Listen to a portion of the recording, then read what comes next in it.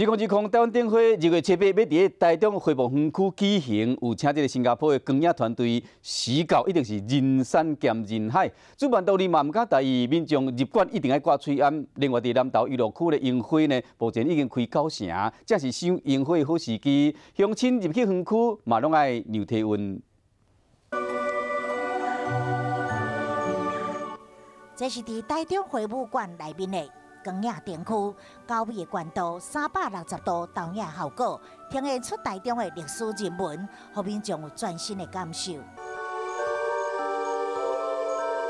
2020台湾灯会2月7日伫后里花博园区登场，为着民众安心赏灯，花博馆内面控制500个人流量，每一个人必须要自备喙罨。进去的时候，我们就会喷干洗手，让每一个人呢在手部的时候已经可以做第一层的清洁。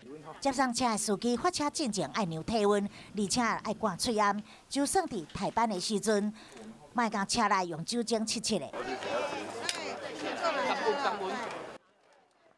南投娱乐区的烟火即摆已经开9成，但受到疫情的影响，今年游客量减少4成。出去的时阵，拢必须要量体温，若是有发烧、加扫流鼻水的症状，都爱挂喙罨。另外，苗栗西潭乡叶文宫的烟火步道已经开将近7成，但是嘛，因为武汉肺炎，来收烟火的人减少一半。蛮好停车的，有的时候这样，不会人挤人呐。对啊，感觉还蛮悠哉的。受到武汉肺炎的影响，冲击着观光，业者嘛全力加强防疫，希望会当争取到最后一波的寒假商机。